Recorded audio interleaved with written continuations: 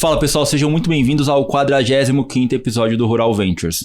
Para quem não conhece ainda o Rural Ventures, ele é um podcast focado no agronegócio, conversando com founders, startups, CVCs e VCs, e também transitamos em todo o ecossistema do agronegócio. E especificamente hoje nós vamos falar com o Stefano Dedini, diretor da Page Group, responsável por todo o agronegócio, ou seja, todas as contratações que são feitas no agronegócio, que passam pela Michael Page, pelo Page Group, passa na mão do Stefano. Stefano, muito obrigado por participar do nosso episódio e falar um pouquinho do que está rolando nas contratações, nas retenções de todos os profissionais que trabalham no agronegócio. Obrigado pela sua presença. Obrigado a vocês, é um prazer falar aí. Eu acho que o agro é protagonista, né, no mundo, o agro brasileiro, então é um prazer aí promover um pouco disso. E esse parte de talento, Kira, né? Boa tarde. Eu acho que o fundamental, né? O startup, a gente sempre fala que o parte mais importante é sempre o time, né? O talento. Não importa se você tem uma tese legal, se você não tem as pessoas para... Cara, executar. A gente tá falando com o cara mais importante do agronegócio brasileiro, porque é o cara que passa todos os currículos do agro e vai passar pra gente quanto que nós deveríamos estar ganhando hoje. Essa é a parte triste, né? No mercado. Mas, cara, Stefano, conta pra gente um pouquinho como que funciona os processos, a dinâmica de trabalho da Page hoje, olhando para o agronegócio. Você comentou um pouquinho antes de começar o episódio que você tem um centro de inteligência do agronegócio. Se você puder dar um overview para a gente, o que seria esse centro de inteligência do agronegócio, o que passa, como que vocês olham para os currículos, para os profissionais que vocês querem contratar, reter, como que é esse approach relacionado a esses profissionais, para que você que está escutando a gente, que tem uma startup ou que tem uma empresa que é do agronegócio e que está buscando profissionais de qualidade, que hoje, até saiu uma matéria no Valor essa semana, falando de quanto é difícil você reter e de manter e de contratar esse profissional, escute esse episódio agora, não saia daí, fique ligado. Aproveitando essa deixa, esse podcast é um oferecimento da Cargill, ajudando o mundo a prosperar. Obrigado, Stefano. Desculpa, tive que trazer aqui o nosso oferecimento. Pode falar também do Michael Page, né? Acho a história, né? De onde, quem Sim. é esse tal de Michael Page, né? Uma pessoa ou são dois pessoas? Fala um pouco sobre como começou, né? Vai lá. Eu realmente não tinha pensado no Michael Page, eu tinha pensado só no agronegócio, mas vamos lá. Vou contar. Não, vou dar uma história rápida para todo mundo entender. Bom, lá atrás, né, no começo do século aí, né, 50 anos atrás mais ou menos, a gente tinha uma realidade, né, em Londres, que era muito difícil você chegar a profissionais qualificados, era muito difícil contratar. Tá. Né? E o senhor Michael Page lá na época, ele era um diretor financeiro, né? Uma pessoa que tinha uma dificuldade de contratar pessoas para a estrutura deles, ele sentiu na pele, e lá atrás ele vislumbrou então que, poxa, fazia sentido ter uma consultoria, ter uma empresa que ajudasse nesse processo. Gente, assim, acho que é importante lembrar que lá atrás a gente não tinha LinkedIn, a gente não tinha e-mail, a gente não tinha nada disso. Então, o movimento de recrutamento era ter uma PO Box lá no correio, receber currículos, pegar fisicamente os currículos, enfim. Então, tinha uma complexidade infinitamente maior. Que ano você tá falando? 45 anos, 50 anos atrás, mais ou menos. Que isso, cara. Isso aí era tudo indicação, cara. Exatamente. Era muito complexo. Então, daí surgiu, o senhor Michael Page criou a empresa... Empreendedor, né? Empreendedor. Na pele, o problema foi atrás de uma solução. Exatamente. Nasceu a Michael Page, né? Focada em cargos de média e alta liderança. Em finanças inicialmente. Né? E o negócio começou a ganhar uma escala muito interessante. Capital aberto, empresa inglesa, começaram a surgir outras oportunidades de negócio dentro do universo de recrutamento. Então, surgiu, por exemplo, a Page Personnel, que faz as vagas mais técnicas, né, de apoio à gestão, Page Executive, que vai fazer vagas de conselheiro, presidentes, terceiros e temporários, produtos de alto volume, enfim, começaram a surgir outras demandas. A Page começou uma expansão global bem importante, então hoje nós somos a maior empresa de recrutamento do mundo. Né? Dentro dessa plataforma de várias marcas, né? E aqui no Brasil a mesma coisa, né? Nós somos líderes na América Latina, líderes aqui no Brasil também. Chegou quando no Brasil? A gente chegou em 2000 no Brasil. Em 2000. A gente começou com a Michael Page, depois foi trazendo as outras marcas, e estamos aí até hoje. Bom, então essa é a história geral. Vamos chegar lá no agro. Quando a gente fala de soluções em recrutamento, a gente fala de conhecer muito bem os mercados para que a gente recruta, porque lembrem-se, né, fazer o recrutamento, ele não é simplesmente mandar o currículo, isso é a ponta do iceberg, né? Então, assim, o grande trabalho, o trabalho de inteligência está por trás em assessorar as empresas a tomar a decisão correta, a desenhar uma estrutura hierárquica funcional, desenhar um pacote de remuneração que caiba dentro da estrutura e tal. Então, assim, todo esse trabalho de consultoria, entre aspas, ele está embarcado no final, que é a contratação, né? Mas tem um pouco desse caminho. Então, quando a gente vai falar do agronegócio, a gente está falando de um setor que ele não é generalista, né? A gente não pode tratar o agro da mesma forma como a gente trata, sei lá, o mercado industrial tradicional, né? Então, a gente tem que ter um olhar mais direcionado. Então, lá atrás, a gente já tinha identificado isso, como o agronegócio, ele é um setor muito importante aqui para o Brasil. A gente já tinha identificado isso. A gente tem algumas áreas que a gente chama área de nicho, que são áreas que demandam esse olhar mais pontual. E naquele momento, o presidente do grupo me provocou, porque eu sou responsável por um dos escritórios do grupo no Brasil, que é uma região muito forte no agronegócio, então a gente acumulou muita expertise lá, né?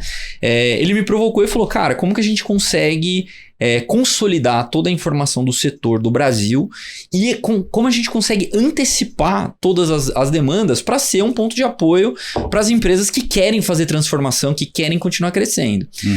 Então eu ganhei esse desafio aí. Lá atrás eu desenhei um pouco do cockpit do que eu entendia que atenderia o setor. Meu exercício foi relativamente simples. Eu peguei as realidades do setor, quais eram as dificuldades, fiz um depara com a nossa plataforma de soluções e montei o que eu chamo hoje de centro de inteligência do agro. Então hoje a gente tem pessoas do Brasil todo, dentro dos escritórios da Page, que estão participando desse centro de inteligência comigo. A gente promove conteúdos, a gente faz podcasts, a gente faz esse tipo de coisa. E tem um papel grande de levar e aportar esse conhecimento para os nossos clientes, né? Então vamos imaginar, você tem uma empresa lá, startup no Centro-Oeste, que está começando a fazer um movimento de profissionalização dentro da estrutura, que, poxa, não sabe exatamente quais são os cargos que ele quer contratar, qual é a faixa de remuneração, o que ele precisa, da onde ele vai buscar. Então é nosso papel assessorar, né, dar essa consultoria para esse empreendedor, né, para essa empresa, para azeitar todo esse processo. E no final do dia eu falo que eu sou um consultor de negócios através de recrutamento. É esse o meu negócio aqui. Quando que você começou no Page? 2014. Então. Eu tenho... É uma história curiosa, porque eu sou piracicabano raiz, né? Do interior do estado de São Paulo, então eu nasci no meio do agronegócio. Mas você não tem sotaque, cara. É porque eu falo português e piracicabano. É um dialeto diferente. Mas eu garanto que se eu tomar uma cerveja com piracicabano, já era. Tá nativo. Volta. É legal, isso que eu ia perguntar. Como que é a história do Stefano, ela chega até a Michael Page, até a Page Group, né? Porque realmente é uma história de profissional que encontrou o seu lugar ao mercado, né? Porque você já está há um tempo na empresa, ou seja, não é só contratar, ela tem uma complexidade muito maior, ela envolve muitas outras frentes diferente de que só contratar uma pessoa, né? É o que você falou, eu tô entrando dentro da empresa, eu tô montando a linha de contratação desde do fit ideal de cargos e responsabilidades, de remuneração, para que esse cara entre e ele fique lá, na verdade, né? Porque a grande dificuldade é essa, né? Você manter o cara dentro do trabalho, né? Exatamente. É engraçado, né? Quando a gente fala sobre isso, porque não é óbvio você trabalhar como headhunter, né? Eu acho que poucas pessoas saem da universidade e falam assim, eu quero ser um headhunter. É muito parecido com venture capital, né? Não tem um caminho, uma formação certa, né? Você tem que aprender com a vida, muitas coisas junto, e você entra para ajudar as pessoas de várias formas. Tem que ser o generalista, né? Generalista. Você não pode ser um cara com alguns conhecimentos específicos. Né? Eu acho que assim, o grande negócio, assim, eu acho que tem um mérito das pessoas da Page e tem um mérito da Page. O que eu acho? A Page é muito boa como uma empresa de recrutamento identificar a semente ali de uma pessoa que tem um olhar consultivo, que tem prazer em atender o cliente, que tem o prazer de entender esse lado humano, que tem essa visão holística do negócio, da plataforma como um todo. Então a Page é muito boa em identificar isso. Mas por outro lado, a gente está falando de uma empresa que 90% dos diretores da empresa nasceram da base da empresa. Então é uma empresa muito boa em treinar e formar as pessoas. Construção. Em construção de pessoas. Então assim, quando a gente entra, imagina eu lá, o Stefano lá atrás, quando eu entrei no grupo, né, e eu entrei para fazer recrutamento de finanças, então eu fazia recrutamento de CFO. Sua formação é o quê? Eu sou formado em Direito, mas eu fui pro mercado financeiro na sequência. Então, não segui carreira no Direito. Você não é exaltado. Não sou. Não sou. Tem vários aqui. Mas o negócio é o seguinte, a partir do momento em que você entra, você tem um fast track de conhecer pessoas, se relacionar com o mercado, discutir questões que eu brinco assim, né? Se o modelo de Harvard de fazer um MBA com base em cases deu certo lá atrás, poxa, o modelo Page de treinar as pessoas é muito isso, porque você tá vivendo o case, né? Então eu falo que é um MBA on the job. É aí que surge essa capacidade de entender o todo, né? Não tem almoço grátis, né? É hora de voo aí pra fazer a coisa acontecer. Tudo, né, cara? Tudo é assim, né? No final, assim, você vê a qualidade do profissional dado o tempo de maturação que ele tem no mercado, né? Mas, cara, vamos entrar um pouquinho especificamente no mercado agro. Eu vejo muita tendência do agro em se conectar com essa parte do Web 3.0, 4.0, da conexão, da conectividade, do trabalho remoto. E aí eu queria entender como que vocês lá da Page estão olhando para esse setor, o setor do agronegócio, que é um setor raiz, que é o fio do bigode, que é estar lá na fazenda, que é estar falando com o cara, com o produtor. Como que você está vendo essa conexão do trabalho remoto, do Web 3.0 com o agronegócio na hora de contratar, na hora de trazer um profissional qualificado para fazer esse atendimento? Claramente a gente está num momento de transformação, né? Assim, se a gente tirar uma fotografia do setor do agro hoje, a gente vive um momento de transformação. O que pro meu negócio é muito bom, né? Porque quer dizer que a gente está mudando cultura, a gente está implementando novas coisas e tal. Então, a grande realidade, né? Assim, se você... tem um estudo da McKinsey muito legal que eles soltaram, que o Brasil hoje é um dos países que mais tem aceitação sobre novas tecnologias no agronegócio. E isso se dá porque a gente vive um momento de sucessão. Então, os grandes fazendeiros, produtores, etc., estão passando, né, o bastão para os filhos, que são pessoas que já nasceram dentro do mundo digital e que aceitam um pouco mais essa implementação de novas tecnologias. A média de idade do produtor rural brasileiro é 42 anos contra 65 dos Estados Unidos. Exatamente, é bem diferente. Exatamente. Então, isso permeia o processo de recrutamento também, porque quando a gente vai visitar um empreendedor ou um produtor, enfim, porque a gente também faz vaga de fazenda e tal. Legal. Quando a gente vai falar com esses caras, a gente sente esse duelo de gerações, né? Então, de um lado, você tem uma geração mais nova que está super apta a ter esse tipo de posicionamento. Então, poxa, tudo bem trabalhar de home office, tudo bem trabalhar com ferramentas digitais, com aplicativos e tal. E do outro lado, você tem uma linha um pouco mais conservadora que fala, poxa, mas eu queria a pessoa aqui e tal. O que eu acho que é um vetor que acelera esse movimento? Quando a gente fala de profissionais de tecnologia, o agro, ele não briga só com o agro. Ele briga com todo o mercado de tecnologia. Que é um mercado que hoje é o que a gente chama de, dentro da Page, de candidate markets. É um mercado que o candidato, se ele tiver uma boa formação, ele tem um eixo de poder de negociação muito grande na mão dele.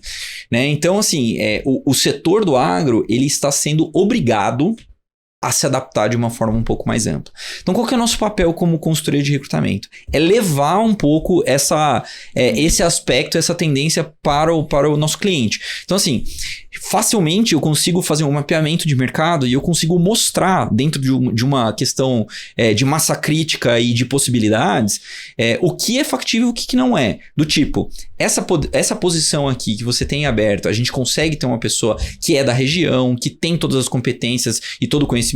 Legal, a gente vai montar um mapeamento que vai mostrar isso. Mas o inverso é verdadeiro. Então, assim, poxa, varremos a tua região aqui. Não encontramos uma pessoa. A minha sugestão como consultoria é que você caminhe para um modelo híbrido ou para um modelo remoto e etc. Ou, poxa, para esse perfil, uma pessoa com conhecimento técnico, por exemplo, do campo, legal, você vai conseguir encontrar. Mas, poxa, você quer uma pessoa que está acostumada a usar softwares, aplicativos, tendências novas e tal, poxa, a gente vai ter que buscar em um grande centro. Enfim, então eu acho que é um trabalho do nosso lado também de ser um vetor de transformação do setor. Aproveitando que você está falando do seu lado, vocês têm a perspectiva de fazer uma linha específica para startup? Porque eu tenho uma visão, olhando de fora, logicamente, da minha conexão com as startups, e Kieran, se tiver alguma visão diferente, colabore, que eu acho que a distância entre a Michael Page e as startups, ela é grande porque os caras da startup falam assim, cara, isso aqui vai me custar muito caro. Isso não é para mim, isso é para uma companhia muito maior, isso é para uma corporação gigante.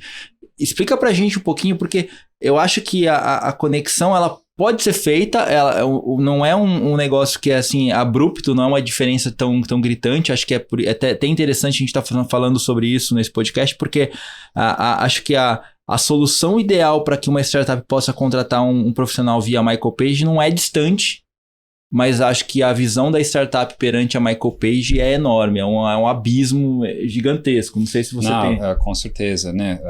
Eu acho que o startup, ele imagina que você atende só as grandes corporações, headhunter, né, de C-level, mas eu acho que seu trabalho é mais do que isso. Então, por isso, a gente convidou para explicar.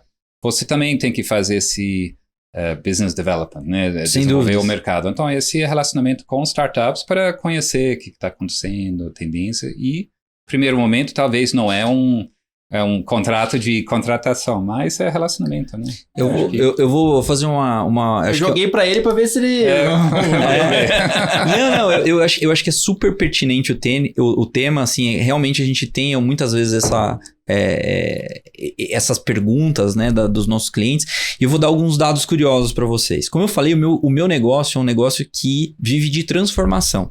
Então, toda vez que você tem um momento de transformação, de mudança, um M&A, um IPO, uma troca de gestão, uma sucessão, enfim, todos os momentos de transformação dentro de uma empresa geram uma possibilidade de trabalho para nós. Quando a gente vai pensar num grupo super bem estabelecido, multinacional, estrutura, processo e etc.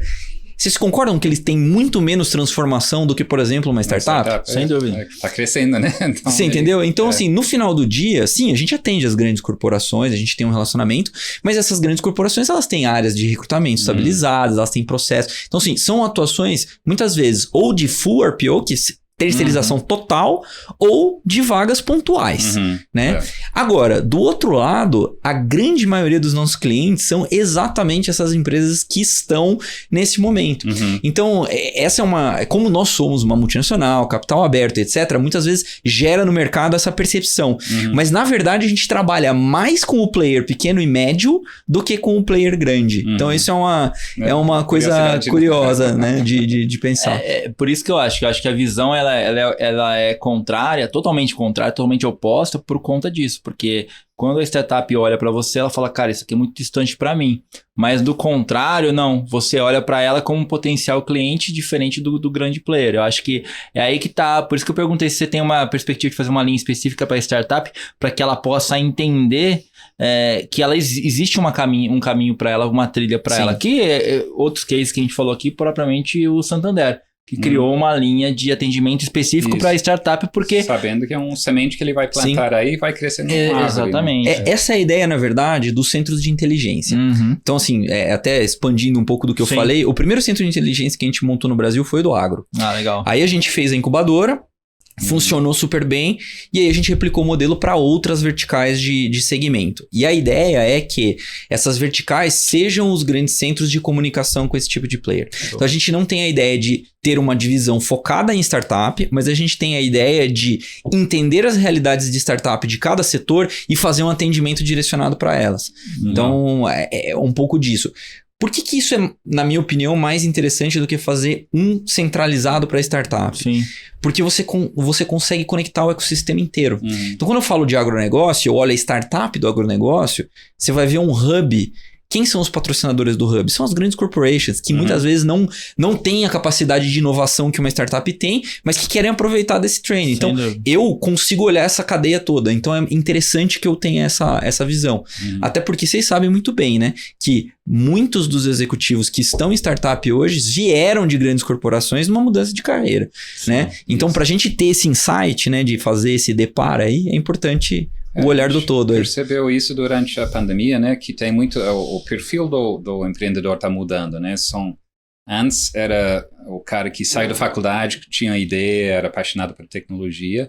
Hoje mudou um pouquinho, são caras que eram do mercado, cansaram com essa vida cooperativa e tinha uma ideia de startup e resolveu direcionar isso, energia para um problema que eles já sentirem na pele, né? Então, acho que esse que, para a gente, como investidor, é muito bom, porque o cara é menos arriscado, né? Mais cascadura, né? Ele tem recursos próprios, né? Ele pode fazer um bootstrapping no começo. Diferente que um cara que não sai da faculdade e não tem dinheiro, né? Ele Sem precisa já de cara captar, né, dinheiro. Já passou pela prova do tempo. Esse é o ponto. E aí eu queria aproveitar esse ponto que você falou da experiência. Como que tá o mercado de contratação no agro hoje? Como tá aquecido?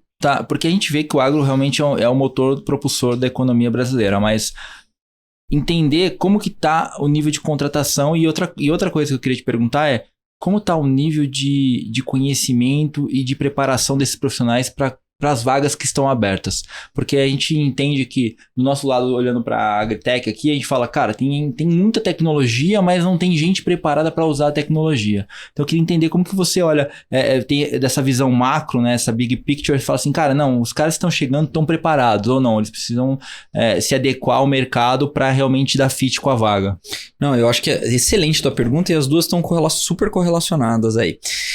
O primeiro, o setor está super aquecido, obviamente que acho que vocês acompanharam nos últimos anos, a gente teve recorde de safra, a gente teve uma série de questões, o Brasil virou o grande protagonista da produção de alimento no mundo, né? Então, obviamente, isso gerou uma entrada de capital considerável para o setor. Eu brinco que a Faria Lima foi até o campo, né? Entrou muito crédito para que tudo isso acontecesse. Então, isso... No final do dia, quem faz a coisa acontecer são pessoas. Então, o setor ganhou muita octanagem do ponto de vista de contratação e segue assim. O que teve de questões importantes aí? Primeiro, o setor ele tem uma característica histórica de fazer dança de cadeiras, né? Então, a pessoa sai de um grupo, vai para um grupo correlato, enfim. Então, você não tinha uma oxigenação tão grande do setor, né, se a gente olhar historicamente. O que começou a acontecer é o seguinte, você começa a ter uma transformação digital, por exemplo, dentro do setor. Poxa, tinha alguém dentro do setor que sabia fazer isso? Provavelmente não, porque é uma coisa ainda embrionária, está acontecendo. Sim. Então, o que começou a acontecer? O setor começou a ter que trazer gente de outros setores que passaram por essa transformação para oxigenar um pouco a estrutura. Dá um banho de loja no cara e... Exatamente. Então, algumas coisas aconteceram nesse intervalo de tempo. Primeira coisa, o agro, por exemplo, comprou muitos perfis que vieram do setor de consumo. Porque o consumo fez e-commerce, digitalização, canais e etc. Coisa que o agro está fazendo. O varejo fez, por exemplo, uma transformação na supply chain para conseguir atender o grande volume. O agro está fazendo uma grande transformação na supply chain. Então, o agro ele começou a entender um pouco isso. Ainda existe um pouco de preferência do setor por pessoas que vêm do setor. Mas eu acho que isso já é uma prática bem mais normal do que era no passado. Se globalizou, vamos dizer. Exatamente. Agora, isso eu tô falando de uma forma, talvez, das cadeiras menos tecnológicas ou conectadas a um pouco dessa linha aí. Mas quando a gente fala da área mais de tecnologia, de agritechs e afins, aí, assim, o buraco é bem mais embaixo. Por quê? Como eu falei para vocês... o agro ele compete com todo o setor de tecnologia, que é um setor que está booming e que falta profissional. Então, ter o profissional que domina a tecnologia e domina o aspecto do campo, por exemplo, são pouquíssimos profissionais que tem. Então, esse cara vale ouro no mercado hoje. Tá? O que vem acontecendo? Vem uma nova safra, né, de profissionais que foram formados dentro dessa nova cultura do setor, de se modernizar e etc., que vem para suprir essa demanda. Poxa, essa demanda vai ser rapidamente resolvida? Não vai. A gente tem um ciclo aí. Então, assim, enxergo, né, fazendo uma de profeta aqui, enxergo que o agro vai passar por um momento como o setor de tecnologia passou, de um gap de conseguir crescimento por falta de talento para fazer a coisa acontecer. Então, é o que eu falo para todo mundo. Se você é uma empresa, uma startup do agro, se você é uma empresa pequena do agro e você não está caminhando para profissionalização, você não está caminhando para usar tecnologias, você não está trabalhando o teu employer branding para atrair esses talentos, invariavelmente você vai ter um problema de pessoas e competitividade de mercado no médio prazo. Então, acho que esse é um tema bem importante. Esse é um tema que remete a outro tema, que é a retenção de talento. Porque aí a retenção de talento entra em vários pontos que seriam stock options, da fit de cultura, fit de profissão, com é o que você acabou de falar que a Michael Page faz muito bem, construção de carreira. Então, como que você enxerga pra gente, pra todo mundo que tá nos escutando aqui, né, que tá, já sabe que você tem que fazer tecnologia mais agro para ter emprego daqui 2 anos, 3 anos. Agora, como que a gente, do lado olhando para a ótica do empreendedor, né, das startups, como que a gente faz para reter os talentos já existentes que estão na cadeira, com stock option, com cultura, com fit cultural, com fit fit de profissão, de crescimento, de continuidade, né, de experiência. Como que vocês falaria para esse cara hoje? Primeiro, eu acho que tem uma coisa legal, eu estava falando com o Kieran antes de começar aqui o podcast. Né? O empreendedor, invariavelmente, ele vem de 2 perfis. Ou ele é aquele cara mais inventivo, né, que ele criou alguma coisa que ninguém criou, ou alguma coisa assim, ou ele é um excelente vendedor. Então ele vende uma coisa que já existe, mas ele vende muito bem. Então, nenhum desses caras vem de uma carreira, por exemplo, de recursos humanos, onde ele vai fazer employer branding, onde ele vai fazer cultura e etc. Então, isso é, em geral, um problema para a maioria das empresas que estão ainda numa fase de startup aí. Então, o que eu sempre falo coloque a agenda de recursos humanos como uma prioridade no teu começo de operação. Porque o que é muito comum, né? Poxa, o cara vai lá, faz uma série A, aí ele vai começar a montar a empresa, começar a montar as coisas, e o RH é meio tipo, depois eu vejo, né? Então, assim, eu não tô falando pra você que você precisa de uma pessoa contratada CLT de RH na tua folha, mas você pode ter um consultor, você pode ter um terceiro, um temporário, enfim, você pode ter alguma coisa que vai te ajudar a construir isso. O que é relevante, eu acho? Toda empresa que tem um fundador tem um apaixonado pela empresa. Então, esse cara, geralmente, o propósito, a visão, estão embutidos dentro desse cara. Então, primeiro identificar esse propósito, a visão, sugar isso do fundador e transformar isso em uma proposta de valor. Isso precisa ficar claro para todas as pessoas que forem contratadas para trabalhar lá, porque rapidamente você vai conseguir conectar sinergia, né? Que é aquela pessoa que não vai trabalhar lá porque foi uma oportunidade que apareceu. Vai trabalhar lá porque tem uma identificação com o propósito e visão daquela empresa. Então, acho que esse é um primeiro ponto. O segundo ponto entenda que o nosso mercado hoje, ele não dá tempo ao tempo. Uhum. Nosso mercado hoje, ele é escalável, ele é rápido. Então, se você não fizer estratégias de dar stock options, de trazer como sócios, de etc., você corre o risco de perder e essa pessoa vai levar capital intelectual do que está acontecendo e amanhã vai ter um concorrente que vai te superar, vai ser mais rápido do que o que você está fazendo. Então, pensar em pacote de remuneração com ferramentas de retenção, com ferramentas de bonificação perante performance, crescimento, sociedade, todas as stock options, phantom options, enfim, todas as ferramentas que você puder utilizar são relevantes. Mas eu diria que talvez o principal, assim, o que eu falaria assim como dica número 1 é o aspecto da cultura, porque isso é muito difícil que uma empresa já mais estabelecida ela consiga ser tão atrativa quanto uma startup. Porque quando você tem um volume enorme de colaboradores, de unidades de negócio, etc., você virtualmente tem várias culturas. Tem uma cultura mãe, sempre, mas você tem ali, poxa, o escritório daquela cidade é desse jeito, da outra é do outro e tal. Então, assim, é difícil você conseguir ter uma cultura unitária num grupo grande. A startup não.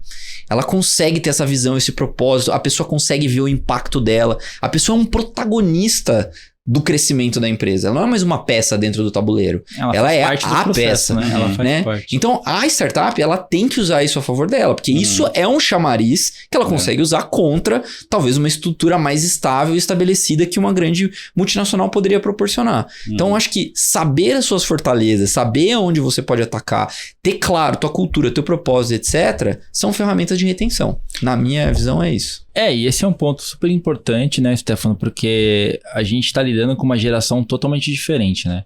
Não é aquela geração louca por dinheiro, que quer morder a mesa. É uma geração que lida com, qual que é o propósito dessa empresa? Ela está seguindo o propósito que foi falado, não é só papel. Então, acho que tem essa relação funcionário-corporação que ela foi mudada, não sei se ela foi mudada ou ela está a caminho de ser totalmente corrompida da forma que ela era antigamente, né? Então, acho que é super importante esses pontos para que...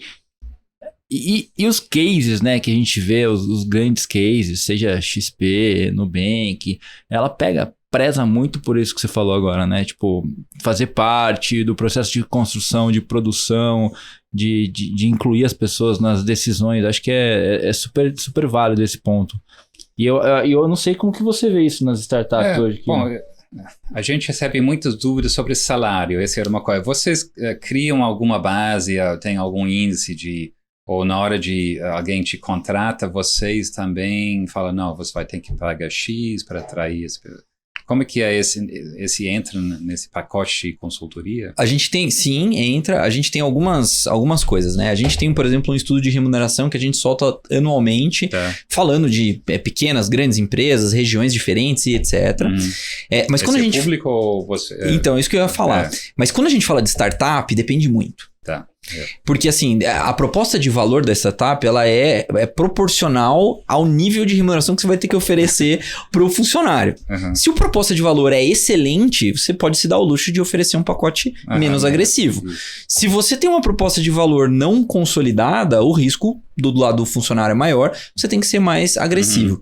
Então, o que a gente sempre faz em processo seletivo, quando tem uma dúvida muito grande sobre o aspecto de remuneração, a gente tem duas formas de fazer. A forma número 1 é a gente trabalhar com a média do mercado. Honestamente, eu não acho que é a melhor forma. Mas o que é mais interessante? A gente sempre partir do pool de candidatos que a gente quer atingir, entender como está a pretensão deles e a partir da pretensão média dessas pessoas, a gente desenhar um pacote de atratividade. Porque isso eu acho que vai balizar bastante, assim. São os candidatos, então, que indica mais ou menos o que... Exato. Aí vai do nosso trabalho de ser inteligente, de entender quais são os gatilhos mentais que aquele projeto tá colocando e traduzir isso para a empresa. Porque eu sempre falo isso, né? É muito louco isso do ponto de vista de recursos humanos. Às vezes você tá dentro da tua empresa, vocês com certeza passaram por isso. Você tá lá dentro da tua empresa e você fala assim, poxa, eu tenho um problema na área tal. E aí você começa a montar o teu Frankenstein, né? Você começa a desenhar aquele candidato na tua cabeça que você acha que é a pessoa que vai encontrar, que vai cobrir, né, aquelas tuas necessidades. Só que a gente esquece quando a gente faz isso que a gente tá falando de pessoas. Quando a gente vai fazer o depara, então, do meu Frankenstein aqui versus o que o mercado tem para oferecer, assim, a aplicabilidade, ela é super baixa, porque, né, a gente nunca vai conseguir o Frankenstein perfeito, né? Então, toda vez que a gente parte da nossa bolha, né, do nosso racional e vai atacar o mercado, a gente tem que saber que tem uma distorção que vai acontecer aí. Trade-off, né? Exato. Você não pode ter tudo, você tem que abrir a mão ou aqui ou aqui. E o papel do consultor é conseguir fazer isso, porque eu tenho que ter a missão difícil de chegar pro founder e falar, cara, deixa eu te falar uma coisa, a tua atratividade para essa cadeira, ela não é tão grande. Então, você vai ter que fazer um pacote atrativo. Sabe isso aqui que você acha que é um must-have para você? Você tem que olhar para uma alternativa, porque senão a gente não vai conseguir atrair a pessoa. E, obviamente, eu tenho que construir a confiança para que esse founder olhe para mim e fale, Stefano, poxa, concordo com você. né? Então, é uma via de mão dupla, né? A gente tem que fazer esse papel de tropicalizar um pouco do que está acontecendo no mercado, mas obviamente que a gente também não pode distorcer a estratégia da empresa, porque senão eu impacto o negócio dele, né? Ou mostrar os pontos que são mais fáceis de ser moldado e construído e tentar achar um cara que tem o fit ideal, né? Que eu acho que quando eu olhava pra trás nas contratações que eu fazia, cara, assim, tipo, o que eu posso construir dentro desse perfil que é mais fácil de encontrar e é mais fácil de trazer pra dentro, dado a pretensão salarial, dado todos os outros pontos, né? Eu acho que é um joguinho de quebra-cabeça ali que tem que ser feito, não tem jeito. E aí também acho que tem o mundo ideal de você trazer profissionais que aceitem o risco, né? Isso pra mim é fundamental. Todas as contratações que eu fazia era assim, cara, o cara tem que ter sangue no olho, tem que aceitar risco. Eu nunca contratei pra startup, mas, pô, quando você vai contratar pra uma startup, olha o nível de risco que o cara tá assumindo. Então, o cara tem que vir querendo jogar, né? Então, acho que é por isso que eu acho que é super importante esse papo com você, Stefano, porque é um mundo diferente, é um mundo que não é aquele mundo do cara que quer uma empresa, uma carteira assinada, é um cara que vai ter que assumir risco, é um cara que está colocando a sua vida em jogo ali para construir algo que é relevante lá na frente, mas também do outro lado tem os seus benefícios de ter stock option, de participar da construção. Eu acho que é um público muito específico, né? Vamos dizer assim. Mas acho que tem dois perfis interessantes nesse molho aí. Primeiro perfil é o jovem, né? Então, assim, vamos pegar o cara que saiu da universidade hoje. Na minha época, o sonho era participar de um grande programa de trainee e etc. E fazer carreira em uma empresa. Eu fui bombardeado com essa informação na época que eu estava na faculdade. Hoje, você vai perguntar qual é o trabalho dos sonhos, né? De alguém que está se formando hoje.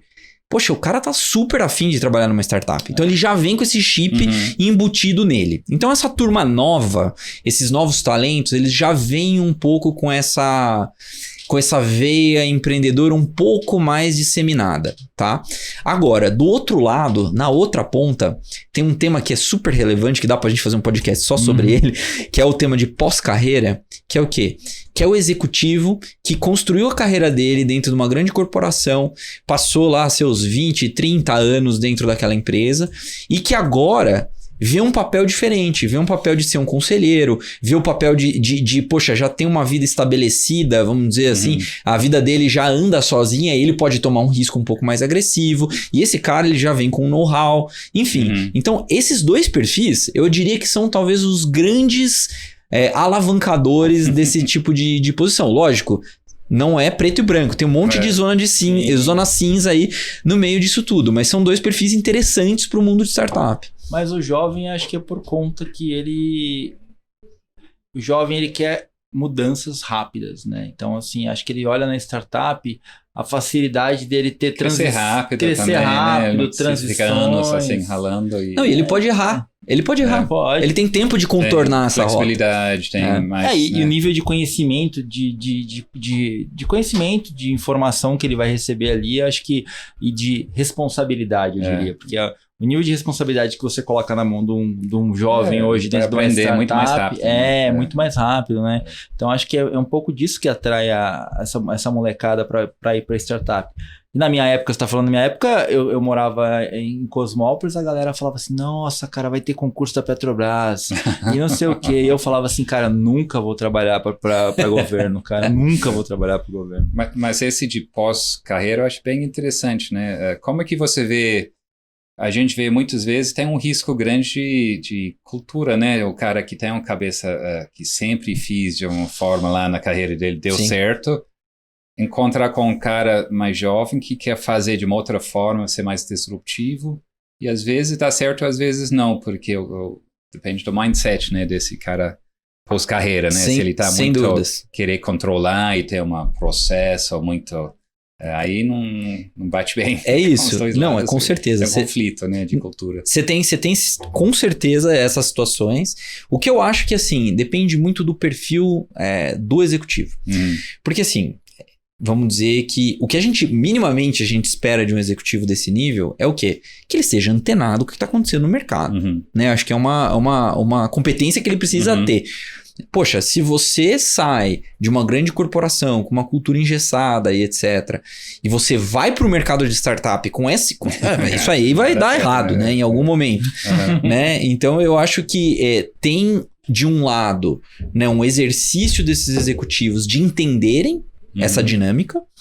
É o famoso conhecer o seu desconhecimento, né? Então assim, conhecer que vai chegar lá e não vai ser um processo super bem estabelecido. Que não vai ser na velocidade que era na empresa. Lógico, isso é um processo de aprendizado. Por outro lado, eu acho que é uma alavanca e um eixo de fazer o founder também enxergar o outro lado.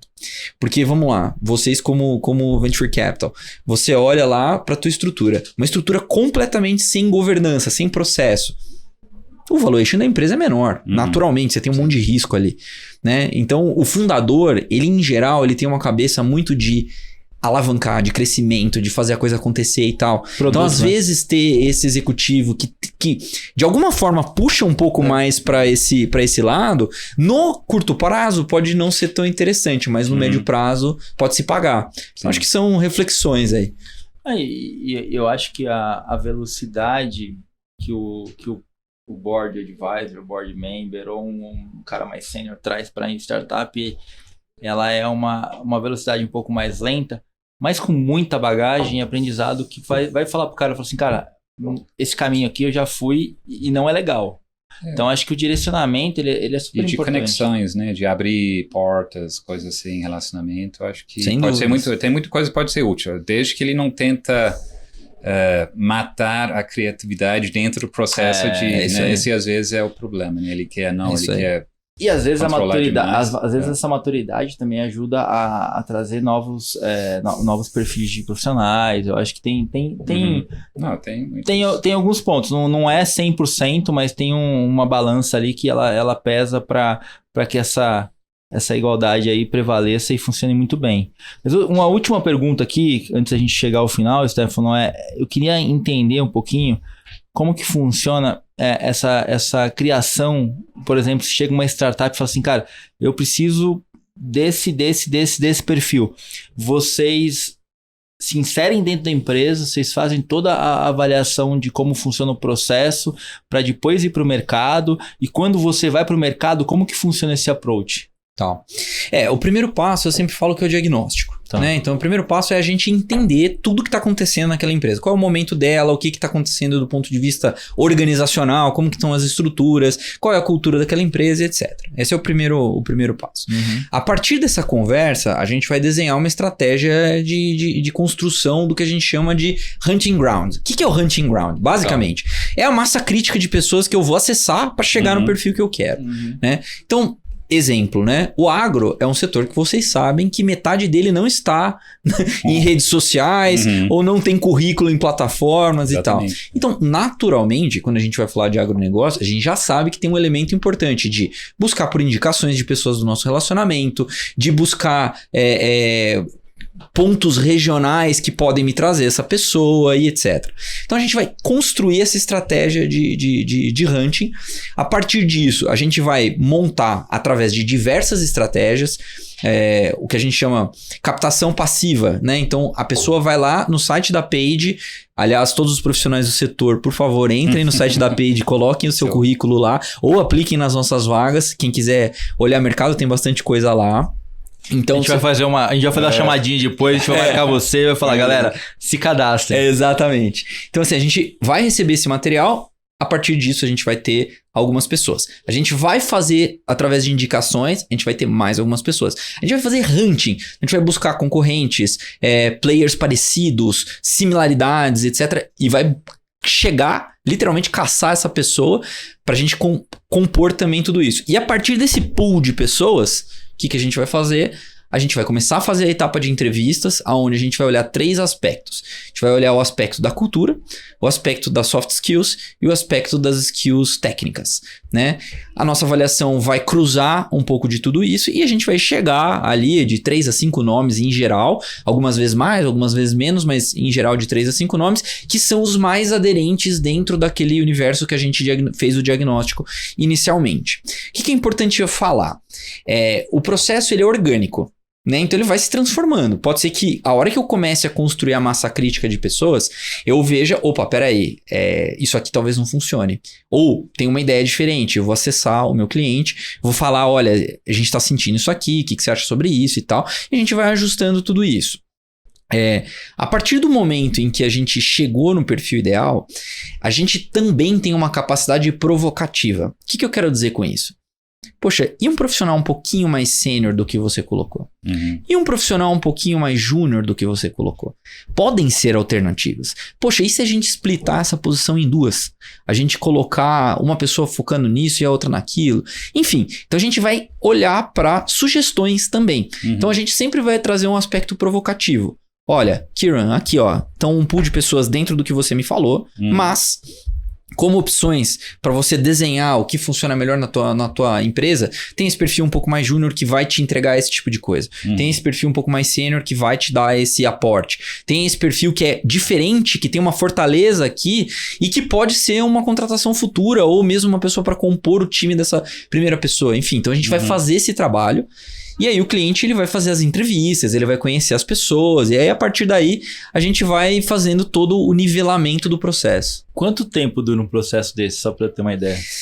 Em geral, assim, a gente... depende muito da agenda do cliente. Isso é um tema relevante, assim. Em geral, a gente demora umas 2 semanas para compor essa lista. Legal. Né? Então, a gente vai fazer o diagnóstico. O diagnóstico a gente faz em uma reunião rápida, né? Obviamente, depois a gente vai conhecendo melhor, mas a gente vai fazer uma reunião. A gente vai fazer esse diagnóstico. Em 2 semanas, a gente constrói o que a gente chama de hunting ground e apresenta o nosso material com as melhores pessoas. Aí, depende da agenda, né? A gente tem empresas que tem 5 rodadas. Pessoas, esses 5 a 9 pessoas, você já tem contato com eles antes de apresentar ou não? Então, muitos... Não, sim. Todos eles passam por entrevista e tal. Com vocês. Com a gente, sempre. A gente nunca manda candidatos que a gente não teve nenhum tipo de relacionamento. A gente tem que ter o nosso, vamos dizer, o carimbo ali, né? Sim. Agora, uma coisa que é curiosa, que eu até achei que era a tua pergunta, normalmente a gente tem relacionamento com essa pessoa de médio e longo prazo. Então não é que eu acompanhei essa pessoa na última posição. Sim. Eventualmente eu acompanhei essa pessoa desde que ela era um analista. Você entendeu? Então assim, você vai acompanhando, porque é o nosso papel, né? Assim, eu não consigo ser consultivo se eu não conheço o mercado. Eu não conheço o mercado se eu não conversar com as pessoas do mercado. Se eu não conversar com as pessoas do mercado, poxa, a minha capacidade consultiva diminui. O budget deles é café. Tipo isso. Tipo isso. Vamos tomar um café, vamos conhecer, tá? Vamos conversar. É isso aí. Não, mas acho que é super legal. Mas fazendo uma provocação. Às vezes as pessoas falam, poxa, não tenho tanto tempo de falar com o Headhunter e tal. Eu faço uma provocação. Eu falo que o Headhunter que tem que ler jornal, ele tá desinformado, porque ele tem que saber o que tá acontecendo tipo um repórter, real time. Né? Ele tem que... Então, assim, as pessoas usam o Headhunter, na minha opinião, de uma forma pouco produtiva. Porque o Headhunter, ele é um vetor de informação, de conexão de mercado e tal. Então, gente, falem com os Headhunters, cara. Vocês só têm a ganhar. Eles não mordem. Exatamente. Vocês só têm a ganhar. Pô, show de bola. Cara, a gente tá chegando ao final, muito produtivo. Acho que a galera que tá escutando a gente aí, por favor, entrem em contato, falem com a Michael Page, falem com o Stefano, porque ele com certeza vai tomar um café, vai agregar com vocês aí, com a parte de contratação, de construção. Acho que pelo que a gente conversou aqui, ele é muito mais amplo do que realmente só você contratar, pegar um currículo, entrar no LinkedIn hoje em dia, que é muito mais fácil, e contratar sem toda essa construção, esse aparato de construção de salário, de cargo, de fit cultural, de fit de processos e de crescimento dentro da companhia. Acho que faz todo sentido não só para empresas grandes, como ele comentou, mas também para empresas menores, como as startups. E eu acho que, cara, olhando para o nosso mercado, essa construção ela faz todo sentido. Porque o agro é baseado no relacionamento, que nem você falou, não é o mesmo trabalho, porque você não tem pessoas no LinkedIn, não tem no mídia social, então você tem que fazer é muito mais importante no agro do que no mercado financeiro. Tem a parte cultural, tem a parte soft skills, que talvez é mais importante do que o hard skills, então... Outros mercados é diferente, é mais clínica, né? São pessoas que têm o mercado financeiro, por exemplo, o mercado financeiro você encontra ele na Faria Lima, né? Não tem soft skills. Monta uma tenda ali na Faria Lima que você vai conhecer todo mundo. Com certeza. Cara, esse podcast também é um oferecimento da Arara Seed, a plataforma de crowdfunding do agronegócio. Stefano, Antes da gente finalizar, a gente sempre pergunta para os nossos convidados um conteúdo, um livro que você leu, que você acha que faz sentido compartilhar com as pessoas para que elas possam melhorar nessa linha específica, nessa vertical que a gente está falando, ou que você achou interessante, que você acha que vale a pena propagar entre os nossos ouvintes. É sempre interessante a gente escutar o lado dos nossos convidados. Vamos lá. Bom, assim, eu acho que primeiro, fazendo um jabá aí, né, pro grupo, a gente também tem uma linha de podcast, chama Entrevistas. Legal. A gente produziu a primeira leva, né, de conteúdo, então acho que é super legal. A gente fala de diversas coisas sobre o mundo de recrutamento. Então, recomendo que todo mundo dê uma olhada. Recomendo também que as pessoas acessem o site, porque a gente solta muito material. Então, a gente às vezes produz material sobre alguns mercados. Ano passado, por exemplo, a gente fez um material sobre agritechs, a gente fez um material sobre mulheres no agro, enfim, então a gente tem algumas sobre SG, temas quentes, temas importantes que vão estar lá no nosso site, que você consegue acessar. michaelpage.com.br ou pagepersonel.com.br. Eventualmente vocês podem me achar lá no LinkedIn também, Stefano Dedini. Lá em geral eu publico, né, todo o conteúdo, enfim, fica fácil, aí fica uma timeline para acompanhar. Então eu recomendaria isso, assim. Uma coisa que só somando a isso, eu acho que queria dar parabéns também para a iniciativa de vocês, porque eu acho que são temas que de alguma forma a gente precisa dar profundidade, porque a gente vê muita mídia sobre o tema, mas assim, dá pra, né, falar muita coisa. É superficial, né? Exato. Então, assim, se eu pudesse dar uma dica pro pessoal, escutem esse tipo de material, né? Acho que essa é a linha aí. Pô, muito obrigado, cara.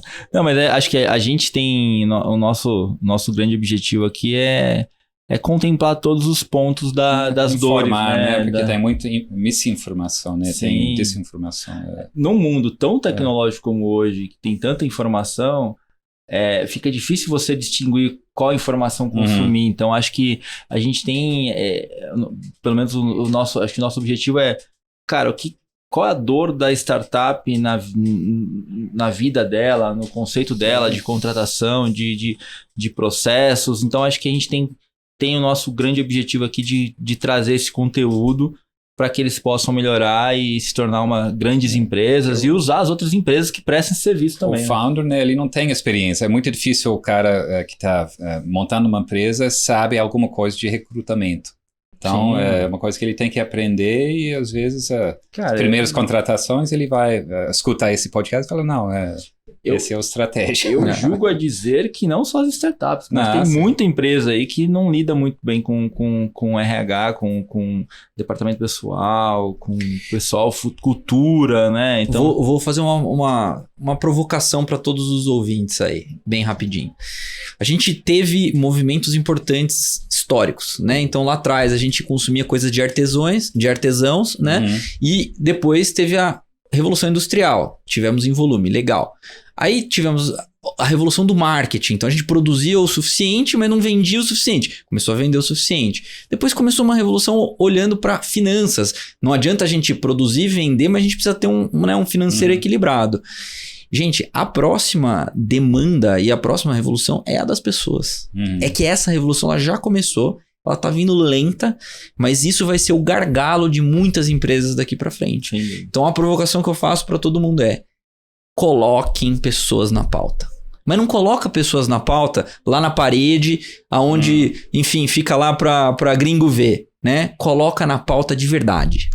E faz muito sentido, porque essa mudança no perfil das pessoas e dos profissionais que vão para o mercado agora, com certeza vai acelerar essa revolução que você está falando. Porque eles exigem muito mais, eles não aceitam. Eles não aceitam tudo que é. A gente, pelo menos na minha infância, a gente era criado o seguinte: cara, você tem que trabalhar e você tem que abaixar a cabeça, baixa a cabeça pro seu patrão, você vai receber no final do mês e acabou. Essa galera que tá vindo agora, não, cara. Eles querem mudança, eles querem peitar, eles falam, não, esse processo tá errado, não é dessa forma que tem que fazer. E eu acho que você tá corretíssimo. Vai acelerar cada vez mais e a galera vai ter que ter um olhar muito mais pra dentro de como lidar com essas pessoas do que hoje, de como é feito naturalmente hoje, né? É isso aí. Pessoal, chegamos ao final. Stefano, muito obrigado por participar do nosso episódio. Gostaria de agradecer aos nossos ouvintes e amigos. E também aproveito esse momento para que nos sigam no Instagram, rural.ventures. E Ale, toda quinta-feira, 7h45 da manhã, estamos aqui na BMC e também na sua plataforma de podcast preferida. Valeu, gente. Até a próxima semana. Um grande abraço. Valeu, Stefano. Valeu vocês, galera. Um abração.